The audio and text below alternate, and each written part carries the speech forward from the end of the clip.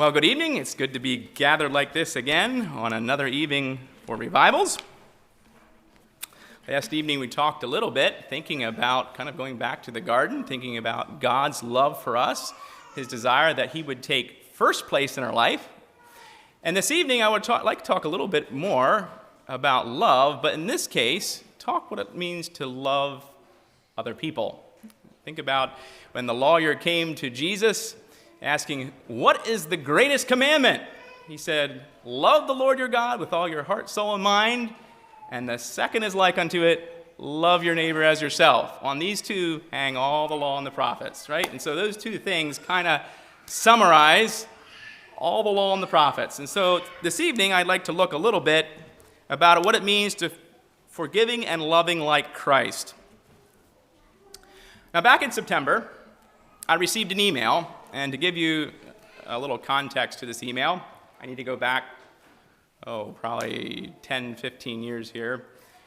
I went to college as an engineer, and I had worked studying biodiesel and seed pressing, actually.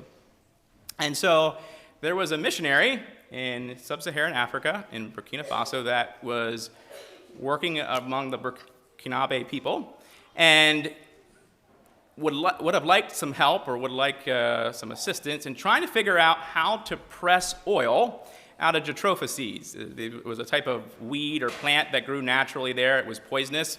And if you understand a little bit about Burkina Faso and sub-Saharan Africa, this was out in a very remote place. There was no electricity. Any type of electricity you had there was from solar panels and things like that. And so the idea was, could we somehow get a way to have fuel way back in? And so the idea was, if we could press the oil out of the jatropha seeds, we could make biodiesel, we could run generators, we could begin to power things there. And so we got to know Matt and Julie Walsh through that event. Now, unfortunately, it wasn't successful, what we were trying to do. But some time passed. And unfortunately, radical Islam went through the country of Burkina Faso. They had a medical clinic there. They had a handicap center, or a center for the people that had disabilities. These radical Islamic extremists kind of came through. They burnt the handicap clinic, and it wasn't even safe. So they moved and continued serving in the country of Senegal. So we get periodic updates and things from them. And here in September, around September 18th, we received an email, and it was about Julie, Matt's wife Julie. She had stepped out on the back porch where they typically do their laundry and felt a sting in her right foot. And she immediately thought, well, she must have stepped on a scorpion. Scorpions are pretty common in that area of the world. And she looked over to see a black, what am I trying to say here? A black cobra slithering away. Well, if you know anything about snakes, that was not a good thing. And so Matt took her to the hospital. They immediately started giving her anti-venom. And by the end of the day, her legs started to swell up. She began feeling weaker. They kept giving her more anti-venom, trying to combat the snake venom. By the end of the day, she was feeling very weak. Her muscles felt heavy. So they gave her some more anti-venom on Friday, trying to turn this thing around. And finally, on Saturday, she started gaining some energy and was able to eat a little bread, drink some juice and things started to turn around. And so over the next few days, we were receiving emails from her husband, Matt, on how she was doing. And finally, on September 23rd, we received the update that they were able to go home from the hospital. And so it was a kind of a exciting time. A blessing to see that she was able to pull through that. Now, I had been studying for revivals well before revivals, praying about it and everything, so this was back in September. I literally just got an email yesterday, which I wasn't expecting. She is flying to the United States. There's infection in the wound, and they're going to do whatever they need to do to take care of that, do a skin graft. It is not completely over yet. And so they're actually flying her home to get that additional medical treatment. As I was thinking about that story, my mind went back to Genesis 3:15. This is kind of where we were last evening. This was God speaking to the serpent. He said, "And I will put enmity between thee and the woman, and between thy seed and her seed. It shall bruise thy head, and thou shalt bruise his heel." And so she got bit like right in the heel, right in that right foot area. And so my mind went to that. And I realized that's a prophetic reference to Christ. We understand how Christ came. He was bruised for our iniquities. He was chastised. He suffered. He died. We could say his heel was in essence bruised. But he rose from the grave. He rose victorious over death and sin. And he, we could say, bruised the head of the snake, conquered death, right? And yet what God was saying to that snake, that serpent, was not only a prophetic reference to Christ, but is also what we deal with today with snakes sometimes. I mean, this account with Julie is a prime example of that. That black cobra bit Julie's foot, and that snake was later hunted down and killed. And they had a picture of it, machete chopped up, there it laid. It was dead. However, in all this, it's a reminder to me about how serious snake bites can be. Now, I'm glad we don't have black cobras slithering around here. I would have to get used to that. Julie could have easily lost her life had she not received the appropriate medical treatment quickly enough. I mean, it really threw her back. And I was surprised. I didn't realize, I don't know much about black cobras, but it was serious. And as I pondered all this, it reminded me of life. There are things that come into our lives that are extremely difficult. And I don't know what all you're facing. I don't know each one of you individually. I don't know what you're going through. I don't know what you're facing or what you have come through. People can be very hurtful in their actions and their words. Sometimes we get hurt by the people that are closest to us. And these hurts can leave deep scars. And yet, even when we have been hurt deeply, Christ has given us a way to overcome. Even when we've been hurt deeply, when people talk badly about us, talk behind our back, or we go through a real difficult time, Christ has given us the power to overcome. And he longs to redeem the situations in our lives for his honor and glory. He longs for that. So many times we look at the issues in life and we immediately go to the people. It's the people's fault. Whatever, the person who caused us the pain. Go back to COVID and some of the decisions that were made over that time. There were a lot of people that spoke very negatively about our government leaders. I'm not saying what they did was correct or they handled the situation properly, but we're called to respect our leaders. So many times when we look at when things are in turmoil and we just feel maybe agitated or hurt, we can blame the people. It's an easy out. It's like a scapegoat, right? We focus on the people that are involved. The person that cut me off entering the merge point, in a construction zone. People that gossip behind our back. Can be anybody. And yet this is just on the surface. This is just on the surface. There's a spiritual war going on behind the scenes. And we're in this battle as well. Let us not lose the spiritual battles in our own life by getting caught up on the fray that's on the surface, the friction, the tension that can sometimes bubble to the top. I'm reminded of the story of Job. We all know that story very well. And we look at that story. He lost his family. He lost basically everything he owned in a day. Then he came down with boils, painful as could be. And then to have his wife turn to him and say, "Curse God and die." He didn't even have support. You talk about a low point in your life. Why, God? Why would you allow this to happen? He was completely oblivious to the dialogue that was going on in heaven between God and Satan. Have you seen my servant Job? How he's an upright man. Perfect. He didn't see that. He didn't understand that. He was just seeing the surface. And the same way it is in our lives. So many times we don't understand. We do not see. We won't see. And we probably will never know until we get to eternity why we went through what we went through. Yet each trial is an opportunity for Christ to be honored and glorified through our life. And so we need to be living like Christ. We need to be forgiving and loving others like Christ did.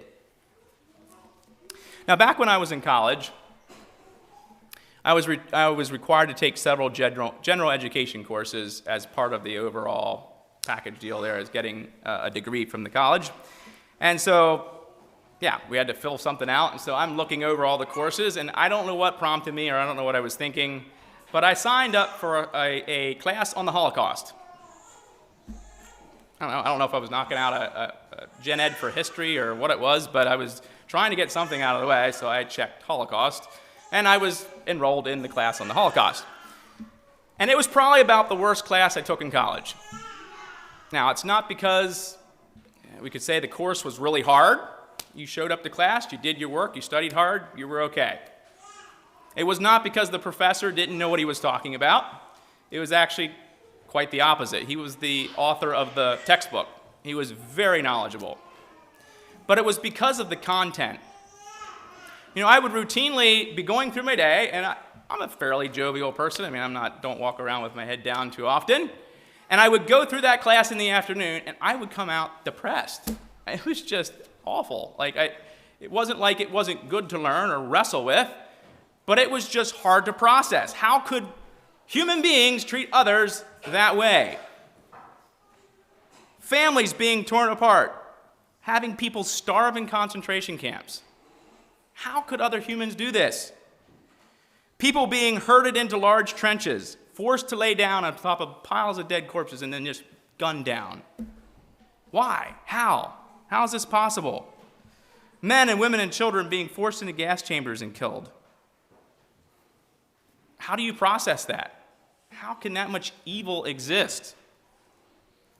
It was very depressing. And in the last class, or one of the last classes of the semester, we got to talking about how many Jews became atheists. And so if you look at this whole picture here of them going through the Holocaust, many of these Jews that came out the other side could not believe in God or could not believe in a loving God. How could a loving God allow them to face these difficult times? And then the professor asked this question: could you believe in God if you lived through the Holocaust? If you were there, you saw your family die, you were starving in a concentration camp, could you wrestle through that? Would your faith stand up to that? Could you believe in God? I invite you to Matthew 5 this evening. We're going to look at verses 38 to 48.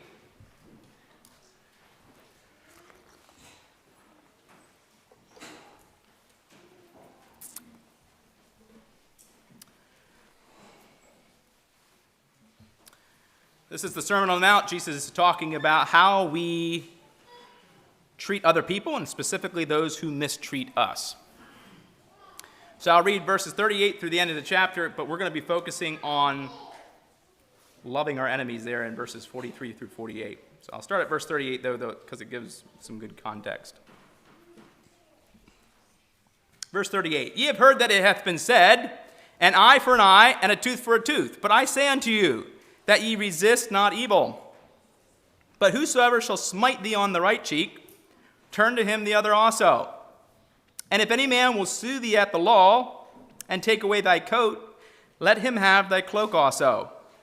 And whosoever shall compel thee to go a mile, go with him twain. Give to him that asketh thee, and from him that would borrow of thee, turn not thou away. Ye have heard that it hath been said, thou shalt love thy neighbor, and hate thine enemy. But I say unto you, love your enemies, bless them that curse you, do good to them that hate you, and pray for them which despitefully use you and persecute you, that ye may be the children of your Father which is in heaven. For he maketh his sun to rise on the evil and on the good, and sendeth the rain on the just and on the unjust. For if ye love them which love you, what reward have you? Do not even the publicans the same? And if ye salute your brethren only, what do ye more than others? Do not even the publicans so? Be ye therefore perfect, as your Father which is in heaven is perfect. So if we look at verses 43 and 44, and also we can see this in verse 38 and 39 too, we see this common phrase as we go through the Sermon on the Mount. Jesus says, ye have heard that it hath been said, and he quotes the Old Testament law. Then he comes back to it and say, but I say unto you. And so he keeps referring back to the Jewish law, and then expounds on the new covenant that he was ushering in, what this was going to look like. And so he was not tearing down the law, but he was building upon it. He was going beyond it. He was getting to what we could call the heart or the spirit of the law, God's heart behind the law. In the Old Testament, the Jews were commanded to love their neighbor and hate certain of their enemies. And so when I looked this up in my cross-reference here in my Bible, it brought up Deuteronomy 23:6. It was talking about the Amorites and talking about the Moabites. And it says, thou shalt not seek their peace, nor their prosperity all the days forever. And I was like, I can't believe, I'm just trying to think, well, why would God have said that? But I was like, the Moabites, yes. We go back to the story of Balaam and how the Moabites led the children into sin. They led them into sin. And so we see God telling them they were not supposed to seek their peace.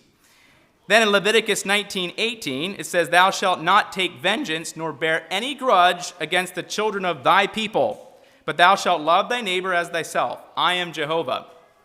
And so here as we look at the context of my neighbor, right, they're talking about, or it could be interpreted as fellow Jews, the children of thy people.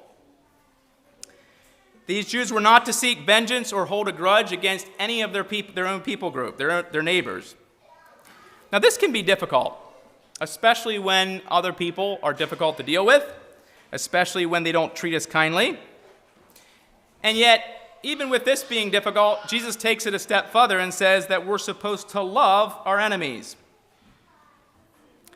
Now, that word enemies, it's not like it's some kind of, you could say, the King James doesn't have it right or whatever. It's taken from the Greek word ekthros. It means hateful or to hate. It's somebody that is not looking out for your well-being, somebody that hates you. And love in that verse is agape love. It's a Christ-like love. It's the love that we see in Romans 5:8. While we were yet sinners, Christ died for us. And so this love is not natural, cannot be lived out consistently without the Spirit of God living in one's life.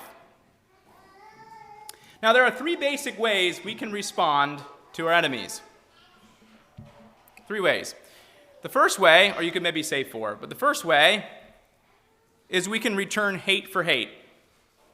Eye for eye, tooth for tooth. And that kind of kept things in check, right? Equal for equal. And we could maybe lump into this category, or taking it a step further to revenge. 2 eyes for 1 eye. 2 teeth for 1 tooth. That idea. This is kind of this unbridled natural response. Like, I am going to get even, or I am going to take vengeance, right? I'm going to get revenge. This is the way the children respond. You know, maybe they have a toy.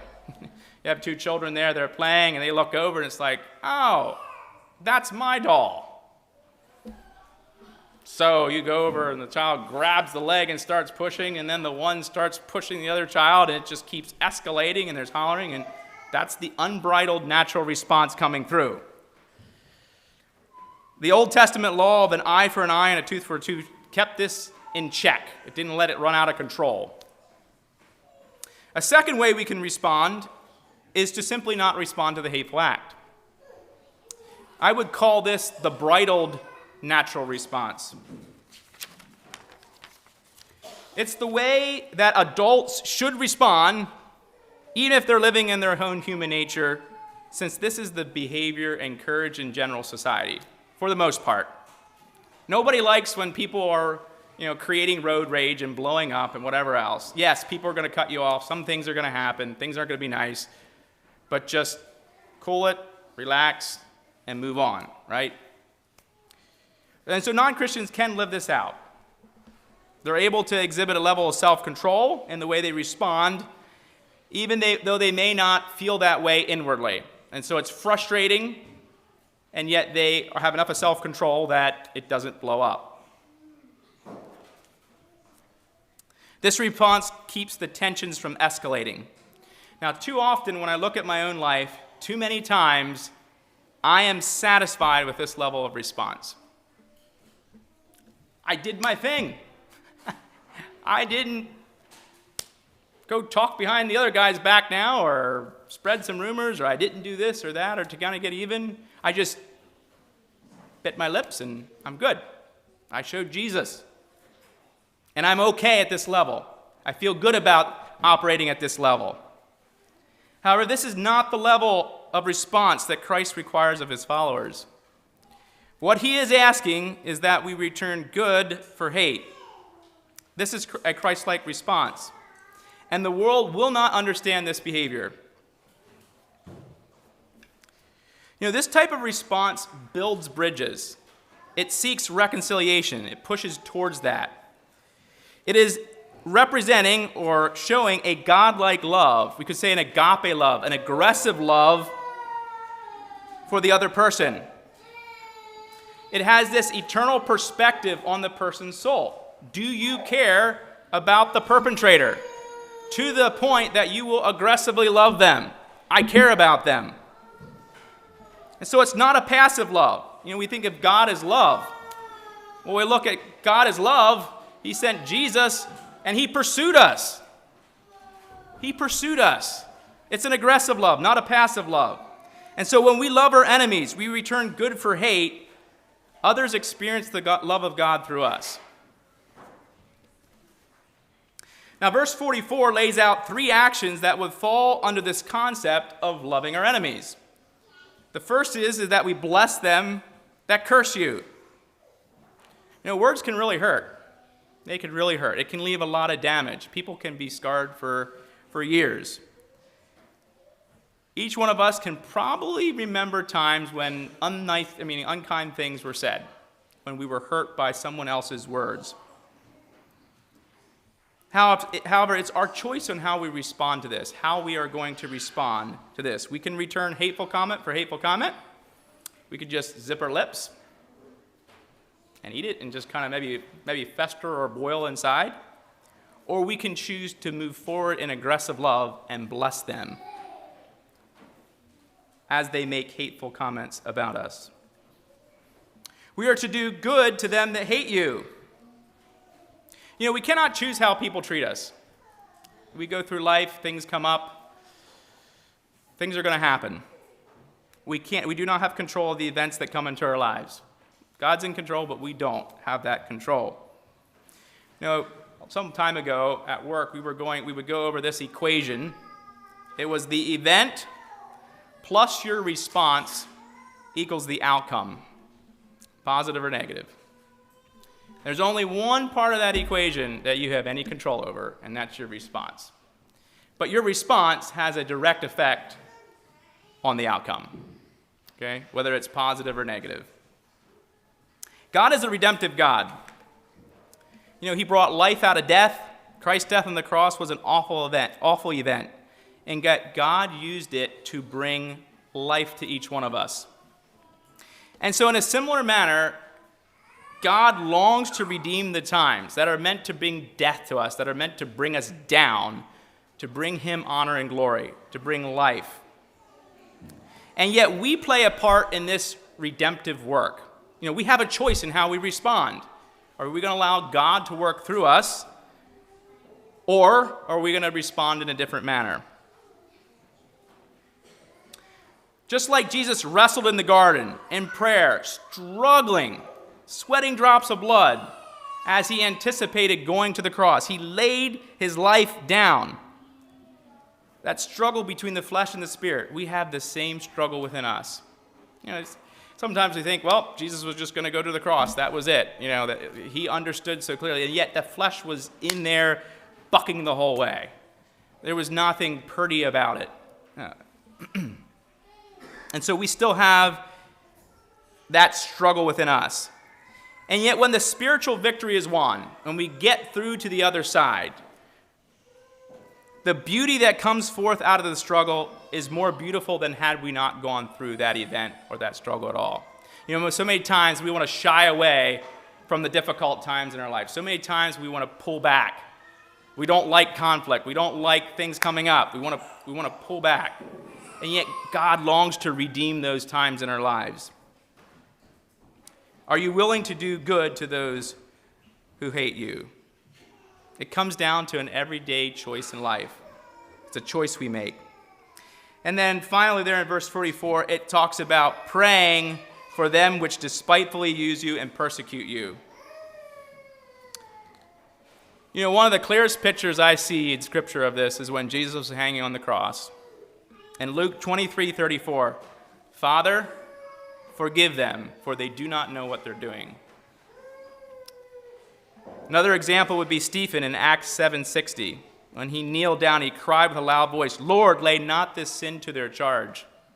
And you can look back and you can read the Martyr's Mirror and you see examples as well of people praying for the exact same people that are trying to kill them, that are trying to bring death. To sincerely request that God would forgive those who are in the process of killing you is displaying a love that does not come naturally. You have to see past the person. You have to see past the facade, the surface, to the person's soul. It is a godlike love, an agape love, an aggressive love that is concerned about the perpetrator's soul. It has an eternal perspective. Now in verse 45, Jesus says that this way of living is necessary if we want to be considered a child of God. You know, sometimes we think, well, man, this is optional. This is just for the spiritual elite, the people that are up here. No, if you want to be considered a child of God, this is what we're told to do. The Matthew 5, the Sermon on the Mount, is for here and now, to be lived out today. It says that ye may be the children of your Father.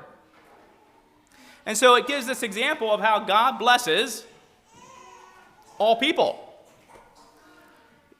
It talks about how he sends sunshine and rain on both the good and the evil. God's not partial. He treats everybody the same. So just because you're following the Lord doesn't mean you're going to be super blessed over here. And just because this guy is doing evil over here doesn't mean he's going to be cursed and damned and whatever else. This isn't the health and wealth gospel. Now, there are, I think we talked about this last night, intrinsic benefits for following God's path, his design for life. And yet God blesses all people. There are many people that are extremely financially blessed in this world that are not probably following God's plan for their life. You know, I don't know Elon Musk personally. I don't know Jeff Bezos personally. I don't know anything about them, so I don't have anything to say really about them personally. I'd be looking on the outside, it would say I question whether they're following God's design for life, for their lives, but these people are extremely blessed. Elon Musk has a net worth of $480 billion. It's hard for us to even imagine 1 billion or 1 million, or, keep ratcheting it down. It can't even fathom that amount of net worth. It's, Jeff Bezos, $228 billion. God blesses all people, right? He's not partial to anyone, and so we need to follow his example. Just the worst of sinners, God still blesses. If we go to verses 46 and 47, Jesus continues this thought. We're called to love everyone. There's no reward in just loving those who love us. Good for good, right? You're my friend, therefore I will treat you as a friend. You're my enemy, I'm going to keep you at arm's distance, arm's length. And Jesus brings in this idea of the publicans, the tax collectors. They were hated of the Jewish people. Think of how they sometimes took more than what they were required to for the Roman taxes. We know the story of Zacchaeus. He's a little dishonest. I'm sure many of the other tax collectors were as well. They got a name, and rightfully so. And yet they had friends, and they showed kindness to their friends. And so if we only show kindness to our friends, only those who do not mistreat us, those who treat us kindly, we're no different than the world around us. And finally, in verse 48 then, Jesus calls us to be perfect. I don't know what, anybody here perfect? No, I'm joking. I don't think any of us would be the first ones to say, yeah, I'm perfect. Yep, that's me. Yeah, I'm right there, right up at the perfect level. We're still in the sanctification process. The word perfect there means complete. It means whole. We're to be completely transformed into the image of Christ, represent him perfectly in life. But how do we do this when we're battling the flesh? Is it possible to be perfect? And I don't think, I'm not sure how you would look at this, but there's not one person on this earth that has ever lived a perfect life outside of Christ, right? So none of us have attained to this level. And I think this is where the love and the grace and mercy of God come into the picture. We strive, we walk in the footsteps of Christ. We are a disciple of his. We're following after him. We seek to love him in the way that we reflect him in life. But there will be times when we stumble and fall. There will be times when we battle the flesh and we come up short. We don't represent Christ the way he would like us to. We fail to accurately portray God to others. And it's in times like this that we need to ask forgiveness of our Heavenly Father. I enjoy children. I think I've mentioned that before. And sometimes it's helpful for me to think about a child that's learning to walk. We have 6 children. Every one of our children came out of the womb not knowing how to eat by themselves. They had to learn how to sleep. They had to learn how to crawl. They had to learn how to walk. They had to learn all these things. And so, okay, child's growing up, around maybe a year old or something like that. Maybe they're trying to start taking the first steps, and they're kind of holding on to the edge of the sofa, and they're trying to learn to walk. And so maybe we go to them and we hold their hand and we help them along, and they stumble and fall, and we pick them back up. And we help them along and we help them walk, and they stumble and fall again. So in my child, I gave them 5 times to stumble and fall, and then I laid down the law. That was it. Done. Now it's discipline. No. We would never do that. If they fell 20 times, I'd pick them up 20 times. If they fell 30 times, I'd pick them up 30 times. Eventually, what happens? None of my children crawled in the door this evening. They all knew how to walk. It's wonderful. They were growing. They were learning. We're children just like that. We're growing. We're learning. God longs to pull his hand down and lift us back up. Walk with me. Walk with me. I'm reminded of Jesus' parable of the servant that owed this enormous debt. There's this Lord, and this servant owed 10,000 talents. 10,000 talents, you couldn't pay that off in a couple lifetimes. It was impossible. And so the Lord, trying to reconcile his accounts, or I'm not sure what he was doing, realized that this guy needs to pay up. And so this servant begs for mercy. Give me a little time and I'll pay. Now that was the most ridiculous statement. He was never going to pay it back. There was just no way. And yet God forgave him. The Lord forgave him all that debt, wiped it clean, didn't say, okay, keep trying to pay on it, right? No, he wiped it completely clean. It was a done deal, paid for, in full, done, and moved on. And yet this servant, goes out and finds someone that owed him 100 pence. 100 pence. I like to think of that as roughly maybe a 4 months worth of income. If we look at Jesus' parable of the laborers, the day laborers, some were hired in the morning, some were hired in the evening. I think they each received a pence, right? So it's kind of like a day's wages, right? So 100 days' wages, 4 months, maybe a little more, somewhere in that range. It was a doable amount. You give somebody time, and they have the right effort and motivation, they could have paid it back. And yet this servant turns around, he throws the other guy into prison. Last time I checked, they don't pay very well in prison. He was in there for life. He wasn't getting out. If we're not careful, we can be like this other servant, refusing to forgive, throwing other people in prison for the small mistreatments we really receive sometimes. It's so important that we have a proper perspective on what Christ has done for us. We need to keep this in focus. As soon as I take my focus off of what Christ has done for me, I start focusing on the wounds that I received, the hurts in my life, the mistreatment, it becomes harder and harder to forgive. Last evening we got home, and we sat down for our family devotions, and I opened up the book, and it was on Numbers 21. It's the account of the Israelites. They're in their wilderness wanderings, and they're complaining again, complaining against God, complaining against Moses. They don't have water. They're sick and tired of this manna, and God judges them. He sends these poisonous snakes, these fiery serpents, in among them, and they're biting them. People are dying, and the people are seeing their friends die, their family members die, and they realized they had sinned. And so they go to Moses and say, call out to God, please forgive us, have him stop this. And so God tells Moses to make a brass serpent, put it on a pole, put it up in the middle of the camp, and anyone who looked on that brass serpent would be healed. So oftentimes in life, we look at the wounds. We nurse our wounds. We focus on the pain that we received.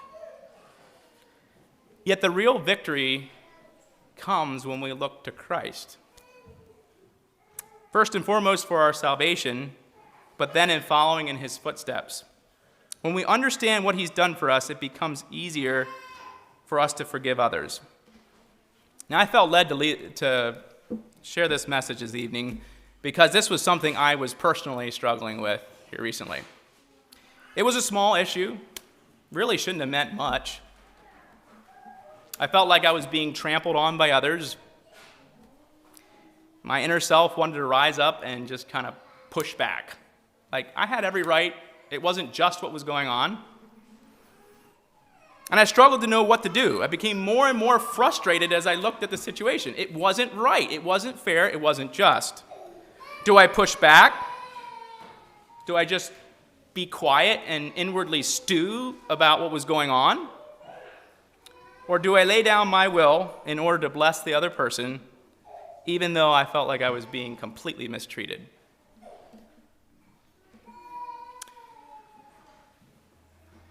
It was only when I redirected my focus back onto Christ, I got myself out of this situation, the Holy Spirit working in my life, that I was able to kind of get through that.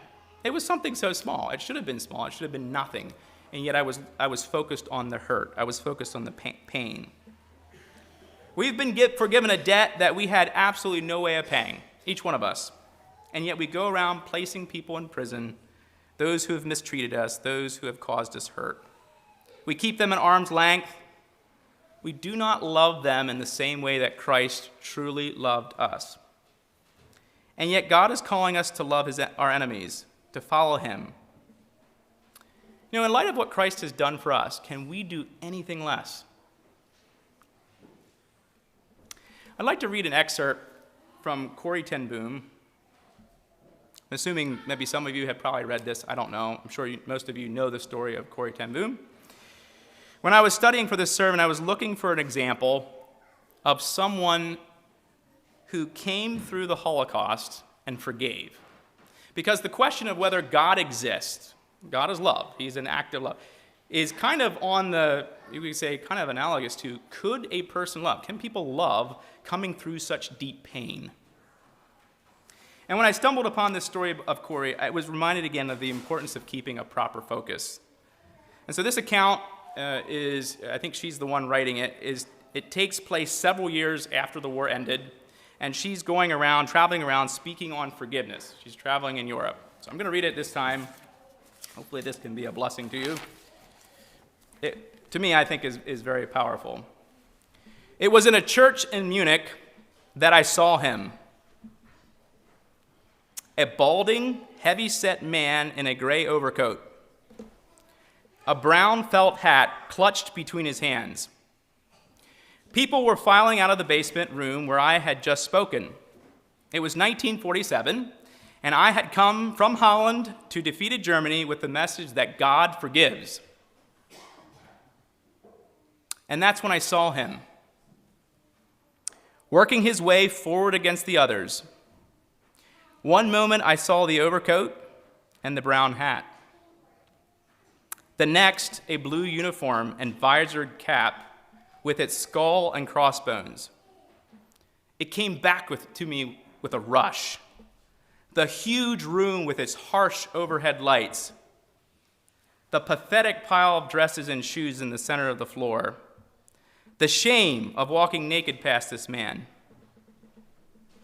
I could see my sister's frail form ahead of me, ribs sharp beneath the parchment skin. Betsy, how thin you were. Betsy and I had been arrested for concealing Jews in our home during the Nazi occupation of Holland. This man had been a guard at Ravensbrück concentration camp where we had been sent.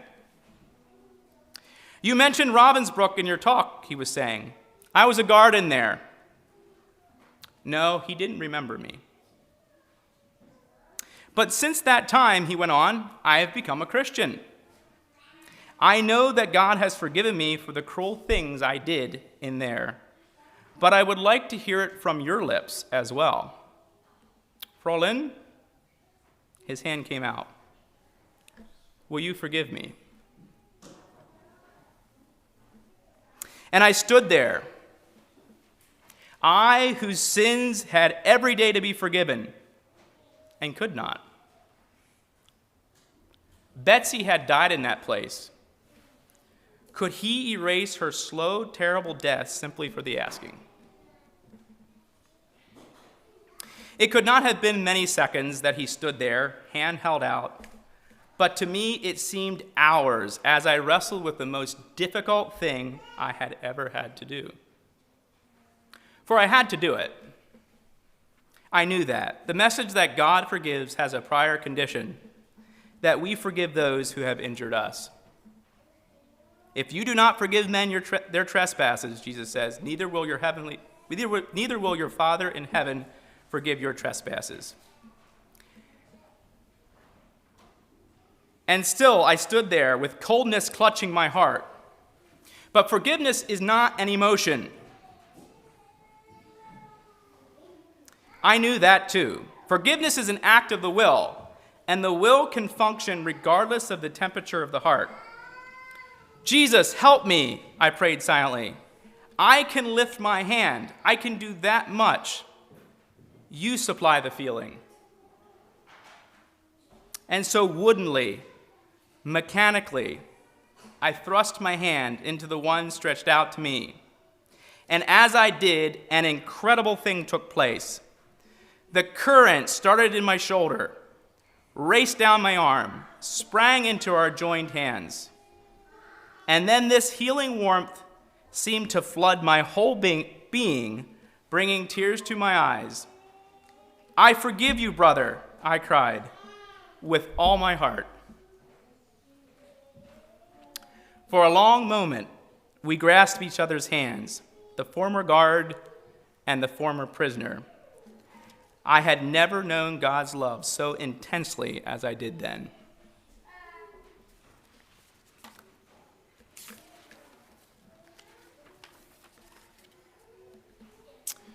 In conclusion, I'd like to go back to that class on the Holocaust and the question the professor asked.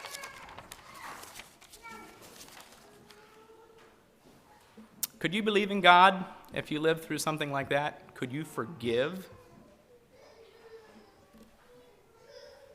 How would you have responded if you were faced with this level of persecution? Would my faith be able to withstand that severe test? What if we were one of those stories in the martyr's mirror? Would we be praying for our persecutors? The Nickel Mines school shooting.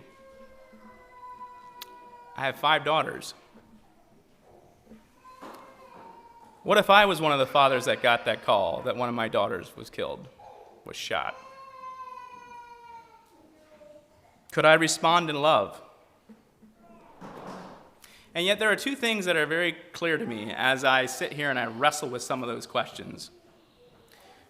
The first is that God is faithful.